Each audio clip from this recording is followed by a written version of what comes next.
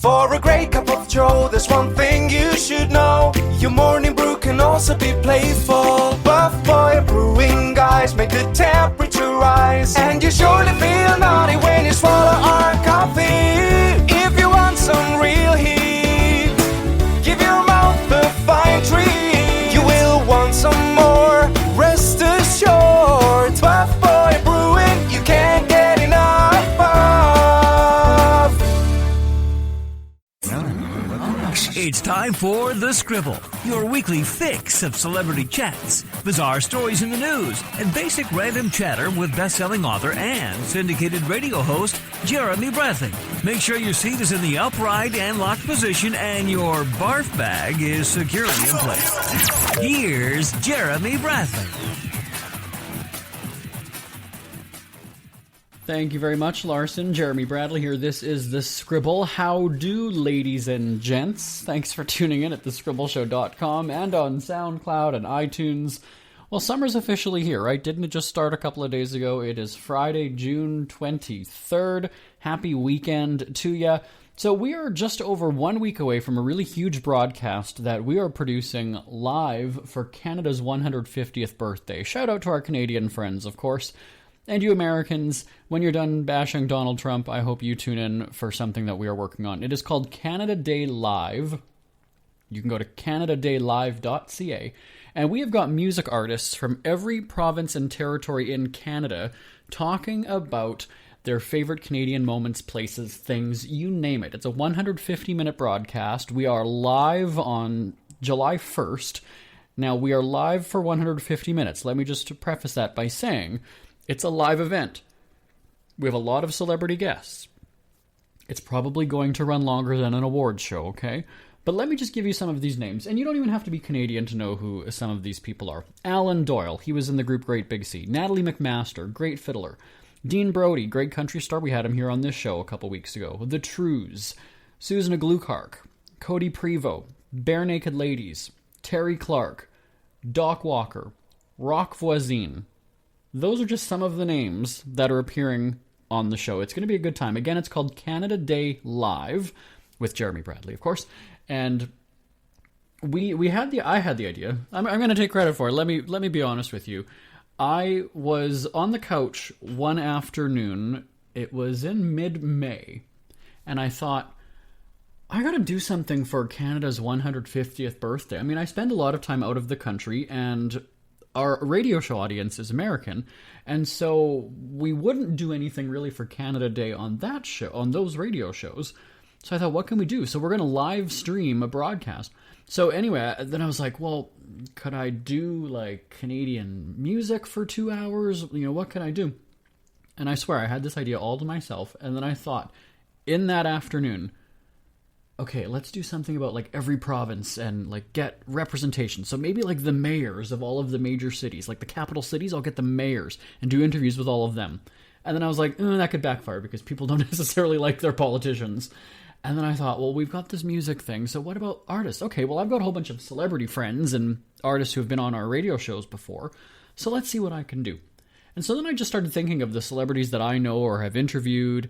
And, okay, well, they're from Alberta, okay, he's from Ontario, all right, well, they're from this province, and okay, we met these people over here. And then I just started piecing it together.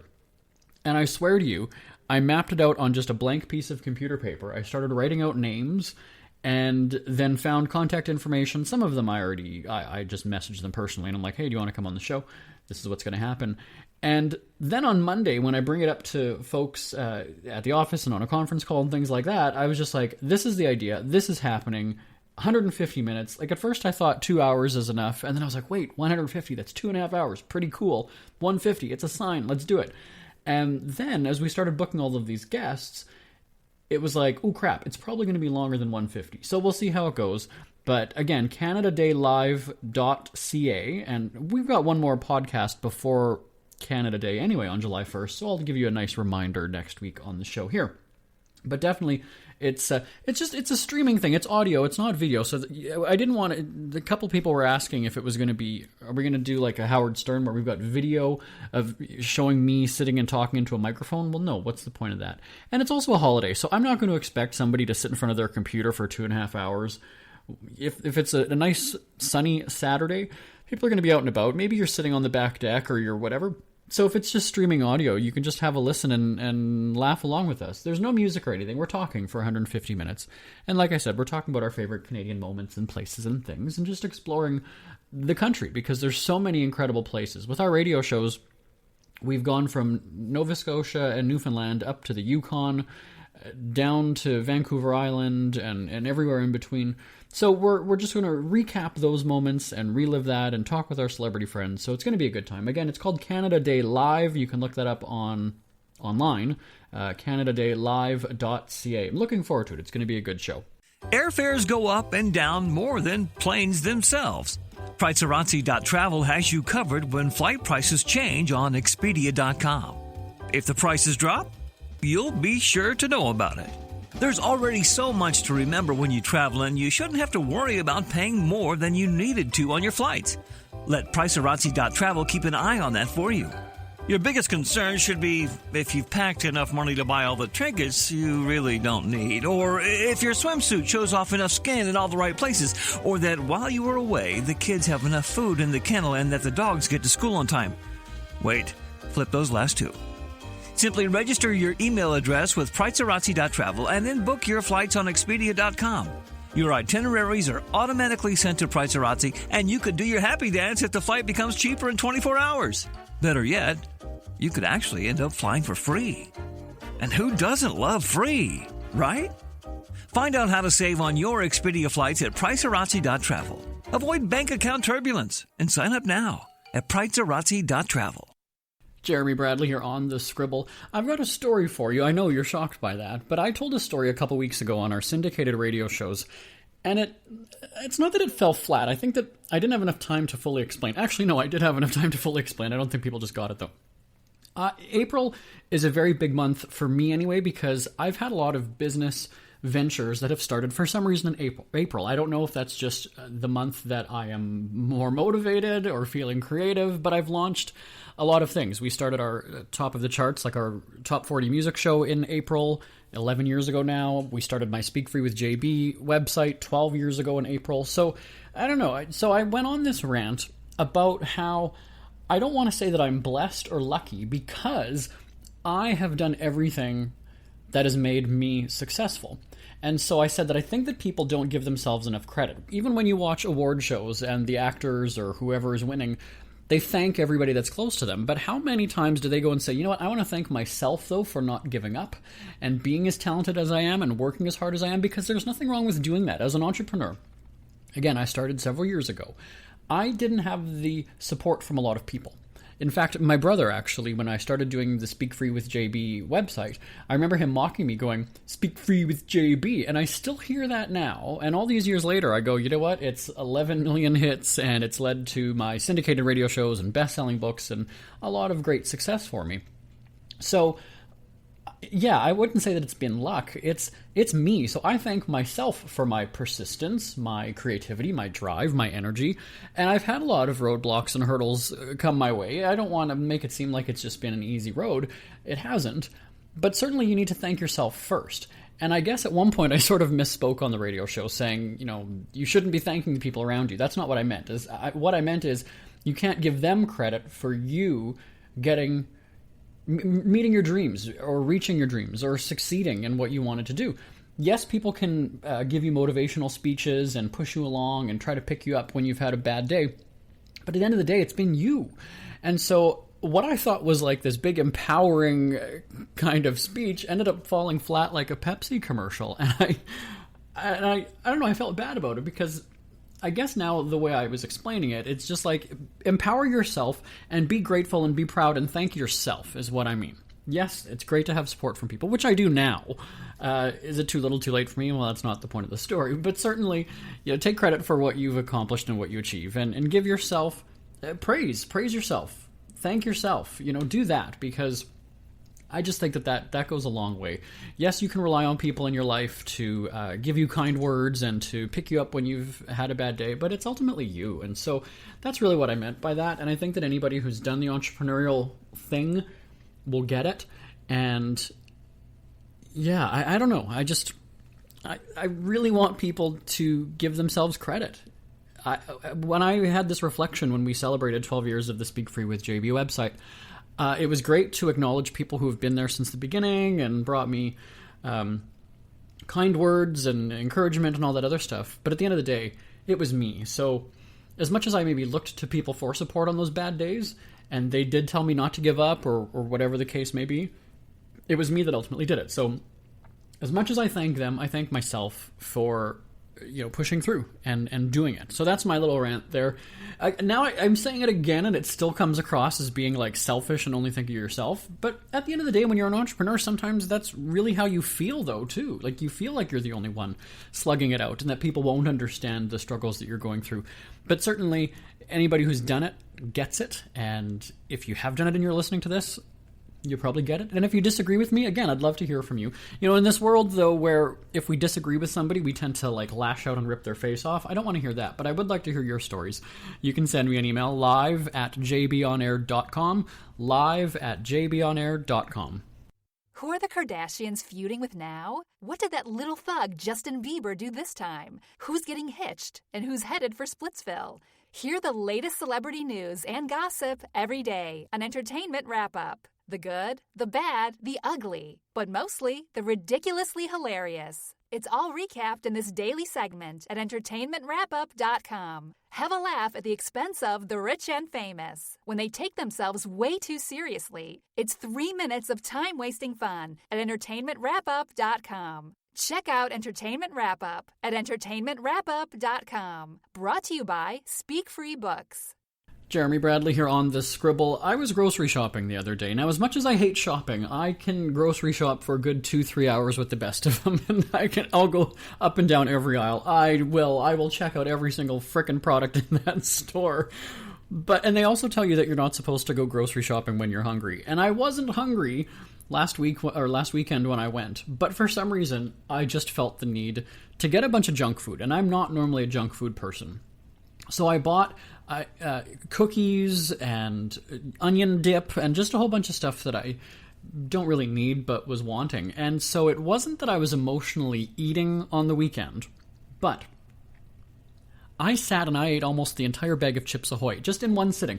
And again, I'm not being paid by them, so this is not an endorsement for that product, but I think it was just because they were there and I was bored and I was watching TV that you don't realize that you're shoveling cookie after cookie in your mouth. Now, thankfully, I'm not overweight, and I do walk my dogs quite regularly. We actually went for 2 walks that day, so maybe I did earn the whole bag of cookies. It wasn't the whole bag, it was most of it. And I just thought, wow. And I'm trying to think back, though, as to, what was I getting from that? Was I sitting there and appreciating the taste of it? Was I, what was going on in my head? Or was it just my body going, sugar, let's keep having this, let's keep going, let's do it? I don't really know. But I certainly felt, and again, because I'm not a big sugar eater, my body was telling me after, all right, this is a lot. Not that my heart was racing and that I was about to go sprint around the block, but definitely my body was reacting, going that's sugar overload. You've just had a lot. And I feel that way when I go to, I'll say Subway, here we are, naming products again, or brands, and their smallest drink that you can get is quite big for me anyway. And if I fill that with whatever drink it is, root beer or whatever they have there, I fill the cup, and then on the way out, I'll get a refill. And I only get the refill because it's there and it's free to take. Do I need more root beer or Coke or whatever? No, I don't. But just because my glass is maybe about half, I'm not really much of a drinker like that, I will go and fill it up just because I can. And so then I will have this cup of root beer for the rest of the day. And then I've got that, that, I'm doing it right now, the back of your tongue, back of your throat, you kind of have that coating of the drink. And again, I just feel gross by it. I'm not saying the root beer, and I'm not bashing root beer products. I'm saying it's the sugar. It just does something to my system because I don't have it very often. And so it's a good feeling in the moment when I was having that whole bag of cookies because I really wasn't even paying attention. I was just eating more. But I'm wondering if that's one of the ways that people just overeat, is that you're sitting there watching TV, you're not paying attention. And then I also realized that I almost ate an entire bag of chips when I was eating that onion dip. And again, it's just because you're going and going and going. When we were growing up as kids, we would have to get a bowl, and it had to be, the certain bowls that my mom had in the cupboard, and you could fill that with chips or popcorn or pretzels, whatever it was, but that's as much as you could have. And as an adult, if you live on your own, how often do you just grab the bag of chips from the cupboard and just take the entire bag and sit on the couch? And you're not limiting your portions. Here I am sounding like a weight loss guru, and I'm just saying, like, I realize, I don't know if that's why my mom was doing that when we were kids. I should call her and ask her. Or she had 3 kids, and then there were my 2 parents, so 5 of us in the house. She'd be going through bags of chips like crazy if she didn't limit it. But it was the same thing with the drink, too. We were allowed to have 1 cup or 1 glass of Coke or whatever it was, or Kool-Aid, and then we could have a refill, but that was about it. And it had to be before a certain time of the night or whatever it was. I wasn't a bedwetter, but I can't speak for one of my brothers. But definitely as you get older now, I'm turning 35 this year, I feel the sugar. And it's so strange because when I was a kid, you'd think about Halloween, right? Or Christmas or Easter with all of the chocolate. You could just shovel that crap in your system and it didn't have the effect on you, at least that you could tell. And now I can feel it. My body's like, whoa, sugar overload. You need to cut down. Which holidays are coming up now? I'm trying to think of the days of the year when I overdo it on sugar. Easter's gone already. Well, all right. Anyway, I'd love to hear your thoughts on your eating habits live at jbonair.com, and we're on Twitter at The Scribble Show. Ever had something to get off your chest but never had the balls to say it? That's a load of crap. Speak Free with JB.com is exactly what you've been waiting for. Your chance to tell it like it is and not care what anybody else thinks. Have your say on issues of the day. Join newspaper and radio columnist Jeremy Bradley as he tells it like it is. Hundreds of thousands of people have stopped by, including some well-known celebrities who have had a chat with JB and speak candidly about what's really going on in the world. You can join them too. Have a rant or a rave. Be brave and head on over to www.speakfreewithjb.com now. It's never too early to start thinking about your next holiday. Have you checked out Mexico recently? From tequila tasting, swimming with horses, to ziplining through the jungle and watching whales and dolphins in their natural habitat, Puerto Vallarta has it all. Visit mexico.jbonair.com to see all the fun PV has to offer. That's at mexico.jbonair.com for hundreds of photos, interviews, and videos from around the tourist hotspot. Check out mexico.jbonair.com for all the fun. That's mexico.jbonair.com. Jeremy Bradley here on The Scribble, again at thescribbleshow.com and on SoundCloud and iTunes. I haven't gone on a social media rant in quite some time, so I'm going to open now this segment with, I don't understand people. Here's the thing. I understand selfies, I get it. What I don't understand is the half-naked selfies, especially with people who are in relationships. It's a little bit confusing to me because it's one thing to strip down at the beach and then you're just half naked because it's a beach and that's kind of what people do there. It's another thing to post progress of your gym body, but again, a big part of that is you're wanting attention and you're wanting people to praise your body. That's really the purpose of it. Sure, you're proud of your success and your accomplishments, but at the same time, you're wanting people to comment and you're essentially soliciting compliments from people, right? Otherwise, you would just be able to do that on your own. I have a lot of things that I'm grateful, or not grateful, but proud of in my life, but I only share it with people, in a sense, when I want some sort of congratulatory acknowledgement, right? Do you see what I'm getting at here? So you've got these people who are posting half-naked pictures, and I understand if you're single, you're maybe looking at it differently than if you're in a relationship. But if you're single, you're possibly doing it because you want people to be attracted to your body, and you're getting that attention from them. But here's the deal. You're not showing love me for my mind photos, you're showing love me for my body photos. And if that's what you want to be used for in your relationship, by all means, have at her. But at the same time, you're not really giving people an inside look as to who you are as a person. You might be a gym rat, that's one thing, but is that how you want people to look at you?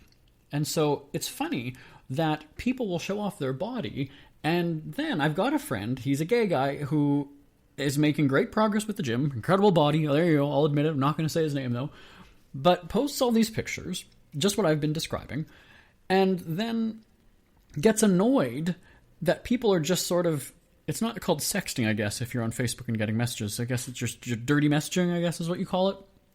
So he's getting a lot of those from people, around the world, not necessarily people at home. And so he gets annoyed with it. And he mentioned it to me the other day. And this is where you kind of go, oh, poor baby. But at the same time, all these people are sexting you and they're all over your body and they want you to do things to them or they want to do things to your body. But that's what you're putting out there. Like, you're giving them the material to look at you that way. So it goes back to that whole thing of back in the day when you used to have the woman who wore a low-cut blouse or whatever it is and would get whistled at when she would be walking by a construction site. There's that whole debate of, did she bring it on herself for wearing something like that? Or should people just have respect for a woman and not catcall and hoot and holler and what have you? You kind of look at it and go, well, what sort of reactions are you wanting from people? I almost want to call him right now as we're doing the show and say, tell me what would be the ideal response you could get from somebody about this picture or this set of pictures? Because it almost seems like every day we're seeing you half naked in the mirror. And I think you're posting it because you want to see the number of likes and comments and hearts or whatever people post. You want to see that number go up like crazy. If you get like 2 people who like the picture, okay, then it's not good. Now, do you have to up your game the next time? So the next picture, do you have to show more skin? Does it have to be more provocative? I don't get it. Now, again, this is coming from a guy who has never done the half-naked selfie and posted it on social media. I just haven't. And it's not that I have a gross body, because I don't, but I don't see the purpose of people wanting to interact with me or wanting to follow my page because of that. I'm wanting them to like it because they want to buy my book and they want to make me rich. No, I'm kidding. But so it seems odd that you would sexualize yourself and put yourself out there in these types of photos and then get mad. And maybe it was just kind of a way of like, oh, another dirty message from a random stranger on the internet. In a way to brag but complain at the same time. I don't really know. So it's very strange, this whole thing. Now then, the whole thing about being in a relationship and posting these pictures, I'm not really sure if it's discussed within your relationship, if it's okay to do that to seek attention. Why aren't you showing off your body more to your partner? Are they not appreciating it? Do they know you're doing all these posts? Does your partner get off on seeing everybody wanting you? So you're kind of like, hey, that's my baby. You can't have them. I don't know. I find this so fascinating, the dynamic that relationships and social media have, because it could very well be flaunting your stuff right in front of your partner. And if your partner is all for it, okay, great. But I don't know. I don't understand it. I would love your feedback and your input on this. live at jbonair.com is the email address. Live at jbonair.com. Live at jbonair.com. Now again, if everybody in the relationship, or 2 people in the relationship, or 3, who knows, if everybody is cool with what you do and there's no secrets, and you're not just posting pictures on the side and what have you, okay, cool. But then I feel like, I don't know, it's different for every person, so I can't generalize and say that's why everybody does it. But certainly it does make you think, are you not getting that praise about your body from your partner that you have to do it? Like, why post it there for the world to see? Again, live at jbonair.com is my email address. Live at jbonair.com. Isn't it crazy that you wait for payday, but before you know it, you're strapped for cash again? It's time to stop blowing your money and become a smart spender with the book, The Official Guide to Being an American Cheapskate, at cheapskatebook.com. Learn simple ways to cut costs at home every day and during special times of the year. Don't go broke at Christmas. Don't remortgage the house for a fancy vacation. The book is filled with tips to save you money throughout the year. Check out the best-selling book, The Official Guide to Being an American Cheapskate, at cheapskatebook.com or on Amazon and iTunes. Jeremy Bradley here on The Scribble. A few weeks ago, I talked about how my dad, or it was more than a few weeks ago now, I guess, my dad retired. It was at the end of March, I believe. And I told the story about how he didn't really have a plan. You know how most people are retiring, and so they say, I'm going to travel the world, I'm going to golf, I'm going to, I don't know, spend time with my grandkids, I'm going to pick up a hobby, I'm going to do something, for God's sake, right? And so my dad really didn't have that kind of a plan, and we thought he's going to be bored out of his mind after like the second week, because my mom is a teacher and she's done for 2 months in the summer, and when she's off of work, you can tell that she's bored by about week 2 because she's calling a lot and calling at the office and just, desperate for attention. And so we were concerned that that's what was going to happen to my dad. Well, funny enough, and it's funny for us, he's laughing about it now, so I'm not just entirely making fun of him. He had a perforated appendix right as he retired. So his first 2-3 weeks after retirement, kind of laid up, like, he was hospitalized. It was actually quite bad. I'm laughing because we just thought that's really funny. And so now I feel like he's just incredibly bored. So, when you were a kid and your mom or your dad or somebody, was on the phone and you wanted their attention, how many times did you hear, I'm talking on the phone. I'm on the phone right now. Knock it off. Right? Did that ever happen to you? It happened to me all the time. I was a talker, so it doesn't surprise me that I heard it all the time. So now when my mom calls, that's what my dad does, like crazy in the background. So I don't know if he's just starved for attention. She's a teacher, so she's working every day, right? He's home by himself during the day. There's nobody else that lives in their house. And I think that, he doesn't call around to all of us in the daytime, at least to not me anyway. And that's the beauties of call display, right? Caller ID. And He jumps in, so she'll ask, hey, do you want to walk the dogs tonight? Or, hey, do you need anything from the store? And then you hear him in the background squawking, well, yeah, he's going to have, yeah, ask him if he's going to, whatever. And so finally I have to say, can you tell him to shut up for a second? Like, I can barely hear, or just put him on, does he want to talk to me? If he wants to talk to me, put him on the phone, I will talk to him. But I don't know what it is. Or maybe that's just a sign of him getting old. It's very, very strange, though. So my dad is acting like a 5-year-old kid who's just needing attention while his wife is on the phone, while mom is on the phone. It is very strange. But I've noticed that since he's retired, that it happens quite a bit. Like, hey, Dad, chill out. We get it. If you want to talk to us, you can give us a call. It's all right. We might answer. I don't know. I can't speak for my brothers, but we might answer depending on, what we're doing. So has that ever happened? Do you have anybody that's not a child, that's an adult, whether even if it's maybe your friend and their partner in the background is just trying to get some airtime on the phone? It's very bizarre to me. Send me an email, live@jbonair.com. Maybe we need to get them a pet. They have no pets at home. Maybe that's what he needs. He just needs something to... I said before, his retirement, we could cash in. The kids, I can get my lawn cut. I can have my yard work done. I can get everything. He won't do it, though. If he did, he would probably blame me for the perforated appendix. That would be what ended up happening. It had nothing to do with me, but it was my fault because he was raking my grass or cutting my grass. Live@jbonair.com. We hear you chirping. Get scribbling. Tweet up the Scribble at The Scribble Show. Join the discussion with Jeremy Bradley. It's all going down right now on Twitter @The Scribble Show and at thescribbleshow.com. That's right, we are on the Twitter @The Scribble Show. Just a few more moments remaining here today. I've got to tell you the funny story about Bill Cosby. If you haven't already heard, he's planning to give lectures about how to avoid sexual assault or how to prevent it or something like that. Funny because he's had how many dozens of women come forward saying that he's molested them after drugging them or whatever it is. Again, they're accusing him of that. I'm not saying that he has done it. I'm saying these women have come forward saying that.